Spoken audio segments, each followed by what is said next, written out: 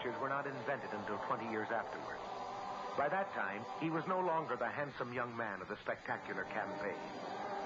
But in this rare film, we can still catch a glimpse of his style of preaching and his way with an audience as he presents his reasons for the Christian support of prohibition. I present to all you good friends today Mr. Billy Sunday, the man who has spoken to more people than any other man who has ever lived. And we invite you to join with this great crowd here at Winona in this great day we're having. Mr. Sunday. Folks, I'm going to talk to you a little while this afternoon on the 18th Amendment. The Prohibition Amendment is the most popular thing, my friend, in America today. What means this is fought against the 18th Amendment and the Constitution? It's an attempt on the part of the old brewers and the old distilleries and the old saloon keepers and the old bartenders and the whiskey politicians and newspapers to bind and rivet, my friends, the breweries around the neck of the American people again for their own profit. Their arguments against prohibition are as weak as feet made out of the scat of a chicken that starves there. When you compare prohibition at its worst with the saloon at its best, prohibition's a million times better. And the ills you would fly to by repeating the 18th Amendment are 1,000 times worse than the ones you would fly from by leaving it, my friend, as it is. Oh, I know that great anti-prohibition volcano in the United States, aroused and directed by the enemies of prohibition and Americanism, is vomiting forth its political lava and corruption in a current that's broad and deep and wide and speaking with frightful destruction over our land, and bidding fair to leave no office, shop, store, factory, farm, school, or college that is not starred by its damnable blight, while riding upon its bosom like the demons of hell are the political enemies, taunting and sneering and jeering at those that dare resist its damnable blight.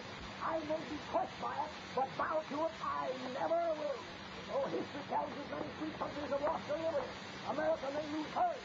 If she does, my proudest boast will be not that I was the last to desert it, but that I never deserted it. There's no neutral ground in this track. It's war to the knife and knife to the hilt. I absolutely refuse to vote for any man, for mayor, for governor, for representative, for senator, or for president who is hostile to and will not openly support the 18th Amendment with all other amendments, no matter what political party. No matter what political party he may belong to, and will not openly support the 18th Amendment or any other amendment of the Constitution. Someone said to me the other day, oh, prohibition interferes with my personal liberty. Certainly, every law in the statute book interferes with the liberty of the cook that wants to break it. It don't interfere with my liberty because I keep it. The shepherd cares to keep the wolf away from the coat of the sheep for which the sheep is thankful. And then the wolf complains against the shepherd for interfering with his personal liberty. Someone said to me the other day, oh, prohibition is responsible for the depression. Oh, the world, it's worldwide. Then if it's worldwide, what caused it in the other nations? What causes the depression in Germany? What causes me, where they've had 2 million men on dole ever since the war, and America's the only dry nation in the world? It's because the world is an inheritance from the war. That's why. Someone said to me, oh, prohibition makes bootleggers and slum runners and moonshiners. Oh, we had bootleggers and moonshiners when we were under the British flag. For 155 years, the stars and stripes have waved over America.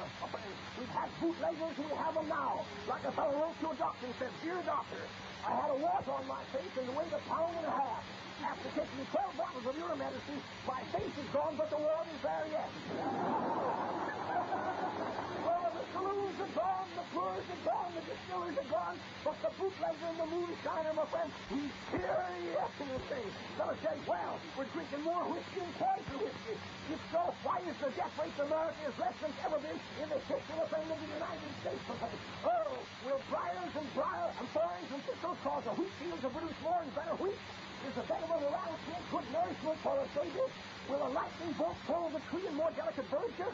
Is fire good, my friend, to increase the aroma and the beauty, my friend, of the rose? Someone said to me, well, they don't keep it, we'll repeal it. All right, then repeal the 18th of the 10 Commandments.